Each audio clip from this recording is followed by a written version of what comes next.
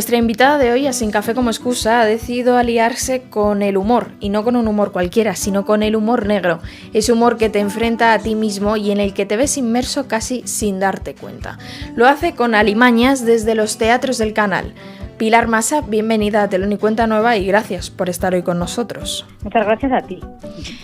Empezamos nuestra entrevista con un breve cuestionario. ¿Te animas? Me animo.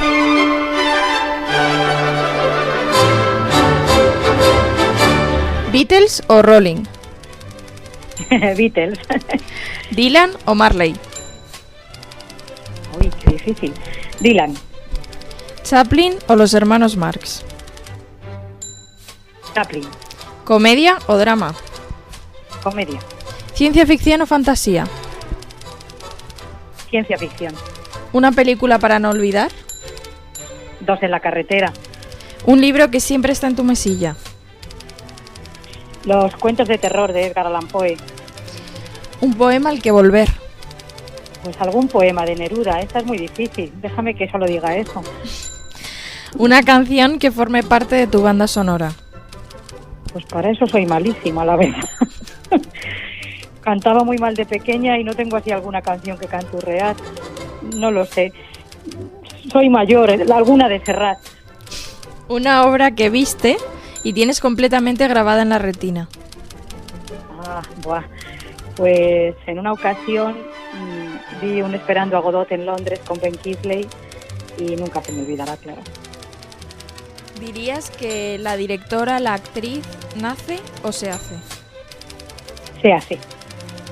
¿Llegaste al teatro por o gracias a? Llegué por ¿Por qué? vocación. Llegué porque no podía ser de otra manera, porque desde que tenía 3 años lo único que me gustaba era el teatro. Y termina esta frase, ¿dirías que el teatro siempre Vivirá. Pues hasta aquí nuestro cuestionario. Hoy estamos contigo para hablar de Alimañas, una obra que diriges y en la que también interpretas y que me gustaría ir desgranando poco a poco sin hacer ningún tipo de spoiler, pero vamos a intentar desgranarla porque tiene muchos elementos de los que es muy interesante hablar. Para empezar, Pilar, ¿por qué decidiste poner este texto en pie? Un texto que aquí, por cierto, nunca se había hecho.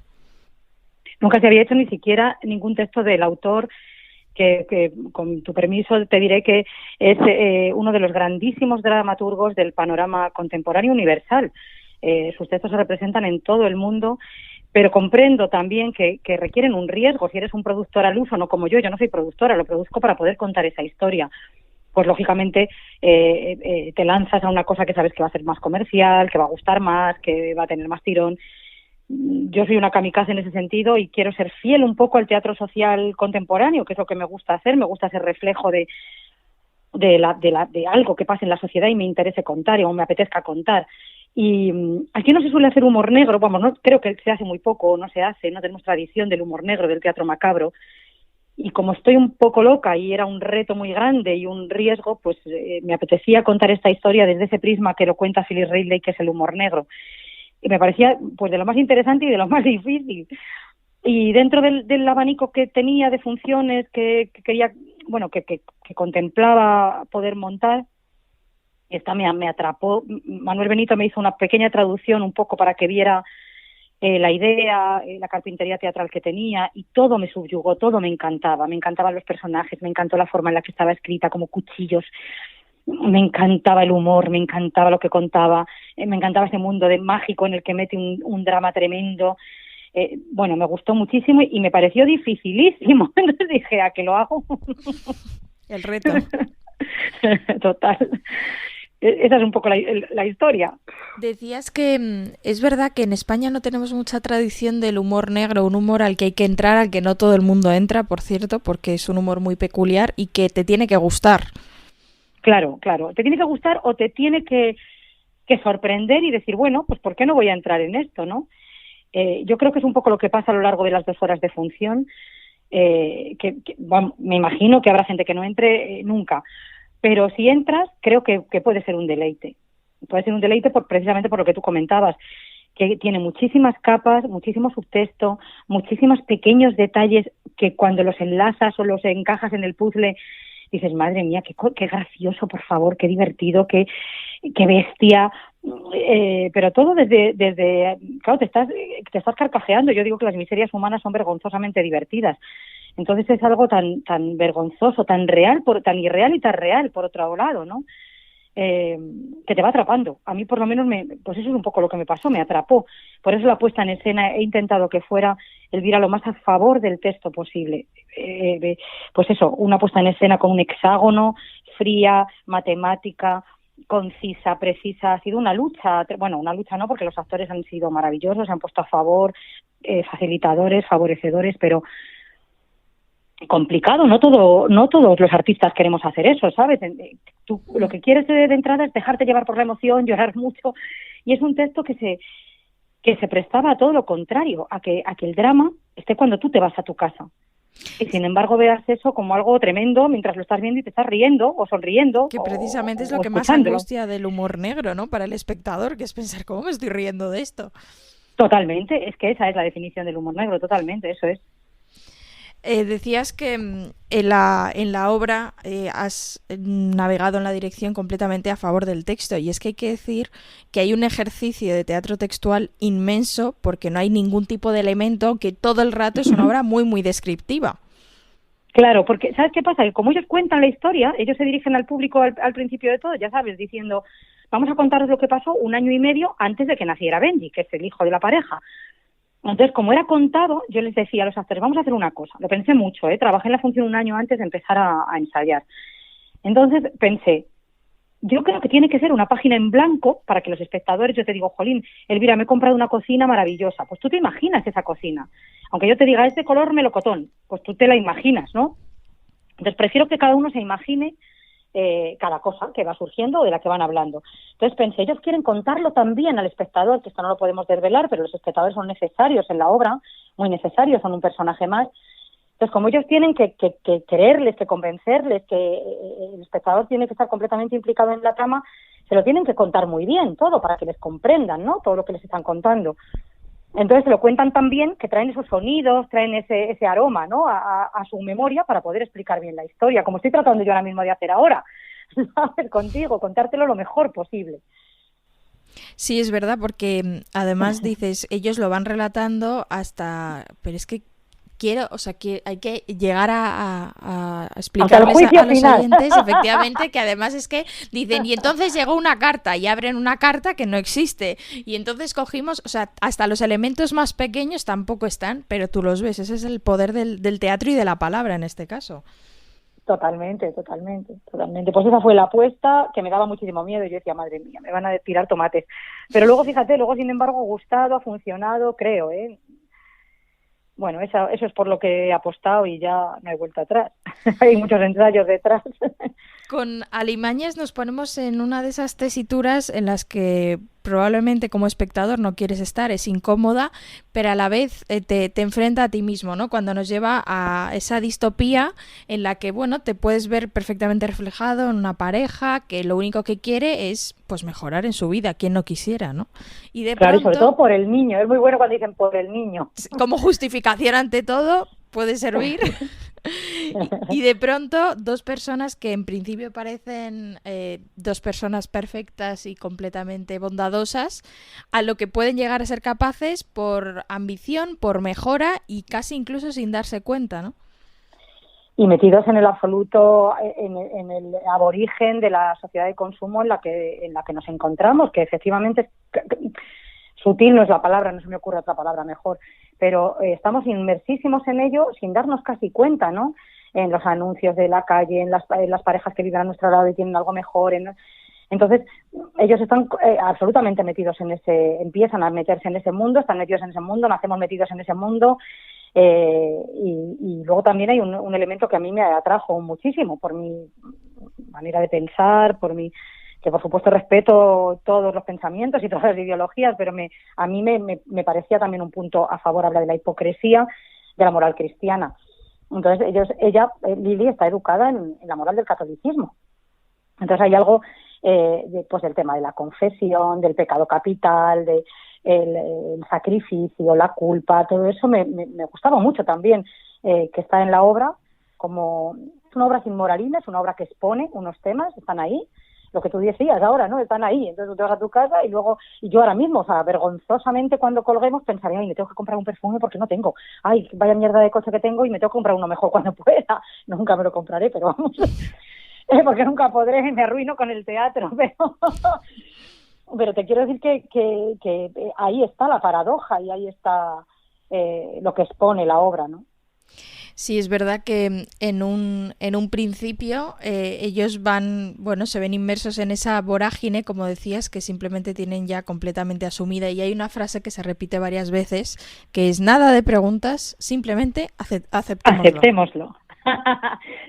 Y lo suficiente nunca es suficiente, eso nos encanta. Que de repente, ¿cuántas veces nos vemos, a lo mejor no diciéndolo de forma literal, pero sí haciéndolo? Total.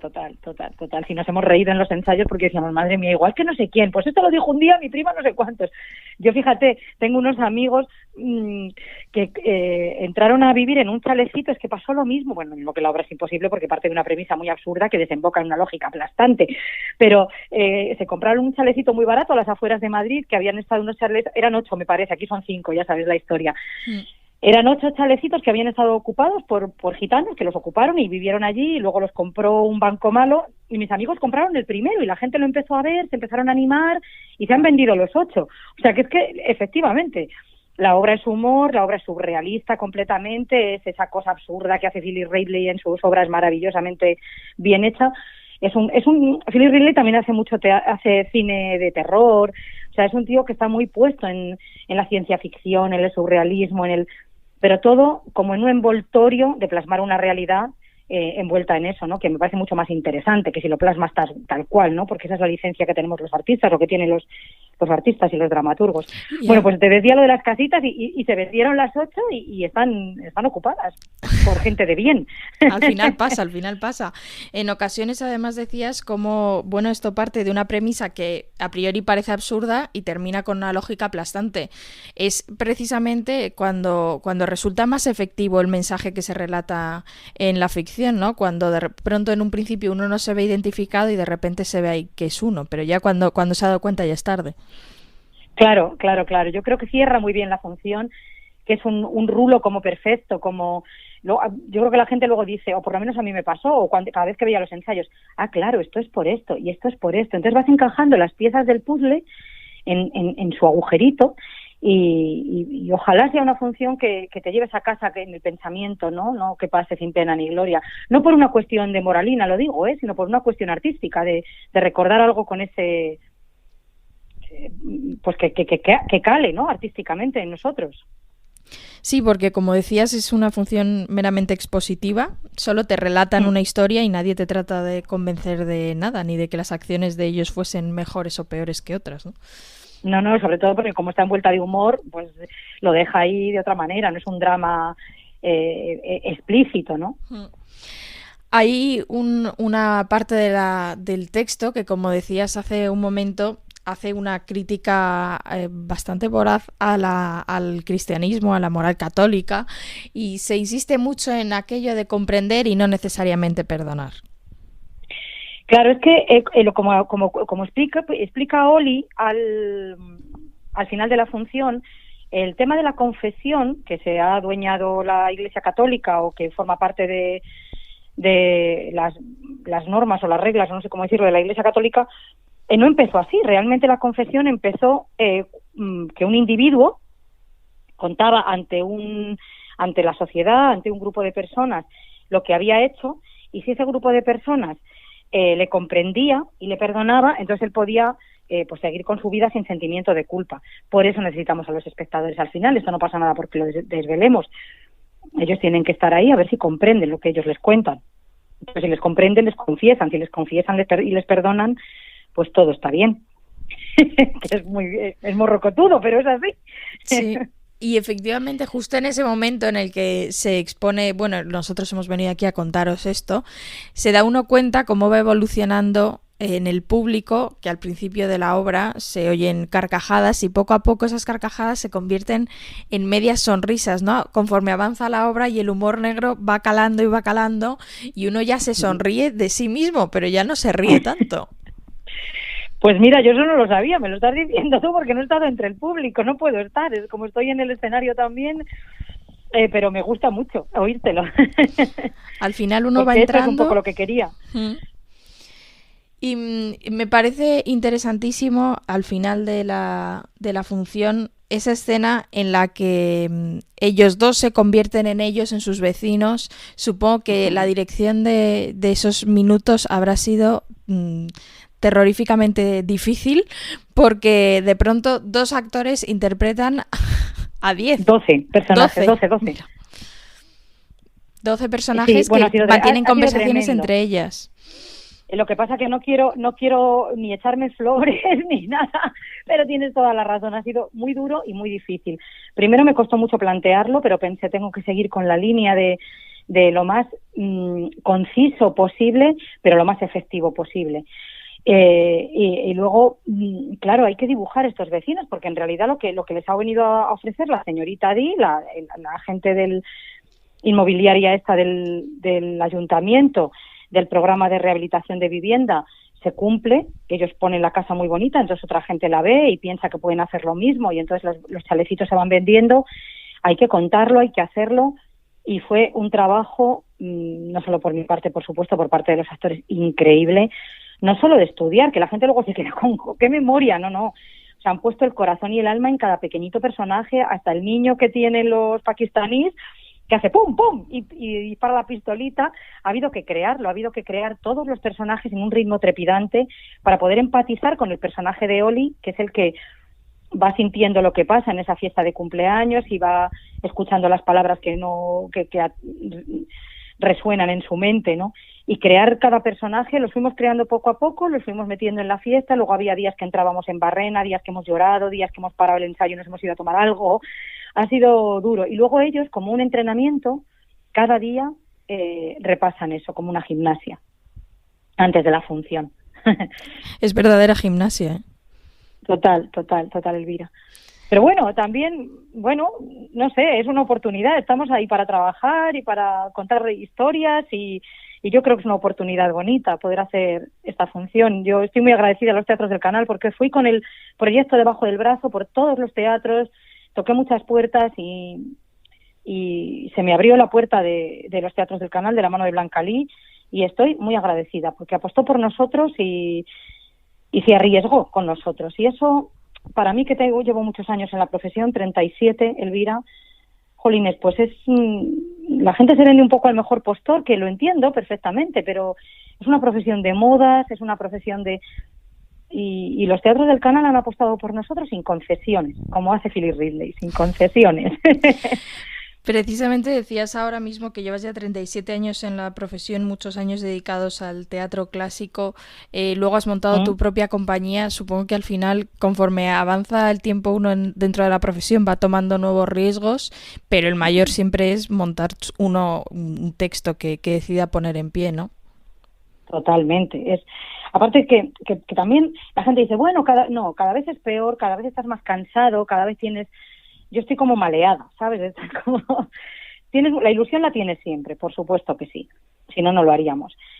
La ilusión, ese nervio de qué va a pasar, lo maravilloso del riesgo, ¿no?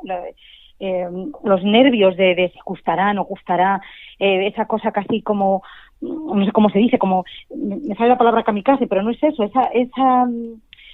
el deleite del riesgo, ¿no? El morbo de, venga, pues a ver qué pasa. Pero también es verdad que tienes mucha responsabilidad cada vez más. Marcilla me decía, cuando era yo muy jovencita, una vez estábamos en el Dorín y me dijo, si yo no quiero que vengan nadie de la profesión a los estrenos, si yo pudiera no haría estrenos, porque la gente va a ver si me va a gustar, También es verdad que hay algo es una profesión muy competitiva, muy dura, muy triste, a veces trabajamos, a veces no. Yo creo que somos maravillosos los artistas, somos maravillosos todos mis compañeros, pero siempre hay algo de tú estás trabajando, yo no, porque y además es que es verdad, es que muchas veces sí, otras veces es despiadada la profesión, por ejemplo, con muchísimo talento que yo conozco y está en su casa, ¿no? Sin trabajar. Muchas veces no es sinónimo de el talento del reconocimiento, eso es así. y es muy duro y es muy triste y a lo mejor te estoy pareciendo una antipática, pero es que son muchos años, son 37 años. Cuando era joven pensaba todo lo contrario, ahora no puedo pensarlo porque lo vivo, porque lo he vivido. Yo no me quejo nada, que tengo suerte, que trabajo y si no me busco yo la vida. Hablo del arte en general, de la idea del arte, ¿no? De poner tu trabajo, exponerte con tu trabajo, exponerte cada tarde, o con cada cuadro, o con cada libro, o con cada canción y a ver qué pasa. Y tú has puesto muchas veces la ilusión y no te sale. Entonces, todo eso es muy duro y muy difícil. Entonces, bueno, pues cada vez la ilusión la tengo, pero cada vez tengo más miedo, más responsabilidad, piensas en si te van a dar un palo, pues y bueno, y yo siempre digo, esta es la última, ya no me meto en más fregados, voy a echar la primitiva y lo hago, los jueves he hecho la primitiva. A ver si toca. Claro, y me retiro, me voy a la playa. Es verdad que decías que es una profesión muy difícil porque en ella, bueno, pues se conjugan muchísimos elementos. Primero el hecho propio de la profesionalidad, luego el hecho artístico, que al final no se puede medir y no es la receta de la Coca-Cola, que es que uno nunca sabe por qué una cosa llega a funcionar y por qué otra no, cuando a priori sus elementos formales son los mismos y deberían funcionar igual, ¿no? Y siempre se corre un riesgo muy alto. Sí. Sí, es que es así, no tengo nada que decir, es que es así, totalmente lo que tú has dicho. Ojalá tuviéramos la receta. Sí, bueno, pero entonces perdería el sentido del arte, ¿no? Es verdad, y sí, el morbillo, sí. Supongo que parte de esa tensión al final es lo que lo permite que esté vivo. Entre estos últimos proyectos ha estado Arma y Vida de Galdós, que estuvo en el Teatro Español como parte del ciclo de Benito Pérez Galdós, que bueno, que nos pilló la pandemia por medio para celebrar su año. Al final se ha podido celebrar y reivindicar esta figura y dentro del teatro que no necesariamente siempre se le ha unido con él. Bueno, me enamoré de Galdós, pero me enamoré, no sabes, bueno, me leí un montón de cosas. Claro, hemos visto muchas películas, pero yo me leí las novelas, que son, bueno, infinitamente más maravillosas, ¿no? Me enamoré totalmente de Galdós, me pareció modernísimo. Luego leí, cuando se estrenó Alma y Vida, él había sido director del Teatro Español, y cuando se estrenó Alma y Vida, por lo visto la crítica le pegó, fíjate, justamente lo que estábamos hablando, curioso. Había estrenado el año anterior, había estrenado Electra, y todo el teatro en pie, por lo visto fue un éxito tremendo, les encantó a los críticos, entonces no había series ni nada de eso, la gente comentaba con ardor, como se comentan ahora los partidos de fútbol en un bar, el estreno que había habido, ¿no? En La Comedia o en El Español o por ahí por la Plaza de Santana. Y cuando llegó Alma y Vida, por lo visto le pegaron un palo tremendo, porque los críticos le decían que no se metiera con la clase alta que le daba de comer, que escribiera un poco como había hecho con Electra, querían como ver la misma y fatigada fórmula una vez más y otra vez más y otra vez más. Y entonces él escribió, aprovechando la edición de la obra, escribió un prólogo que me lo he escrito, ¿cómo se dice? Lo he impreso y lo tengo de cabecera, vamos. Maravilloso, Elvira. Y hay un momentito en ese prólogo en el que dice: en otros países se ve a los jefes del Estado en sus teatros como espectadores, asistiendo a las funciones. En este país, en este tema del teatro, estamos dejados de la mano de Dios. Y luego, bueno, y esta crítica a nuestros gobernantes que deberían estar pendientes. Bueno, maravilloso el prólogo. Maravilloso y descarnado. Y lo que te quiero decir es que qué moderno. O sea, lo podía haber escrito hoy, por ejemplo. Ese es lo increíble de los autores eternos, ¿no? Que al final es maravilloso Galdós. Yo eché de menos que se hicieran más obras de Galdós, no sobre Galdós, no haciendo de Galdós, sino las obras de Galdós. Es que se hacen muy pocas. No, bueno, Marianela es una maravilla, pero una maravilla que ahora mismo estaría modernísima. Ese concepto que tenemos de la belleza, la desigualdad, que también habla Alimañas, entre los pobres y los ricos, pero no una cosa como altruista, sino una cosa de ahora mismo yo aquí, y los mendigos que hay ahí en la plaza cuando baje ahora a comprar el pan. O sea, Galdós me pareció increíble. Porque y Alma y Vida era una pasada de función. Me encantó hacerlo, me encantó. Ojalá se puedan montar más obras de Galdós y se reivindique más su teatro, que lo vemos poco sobre las tablas y es una verdadera pena.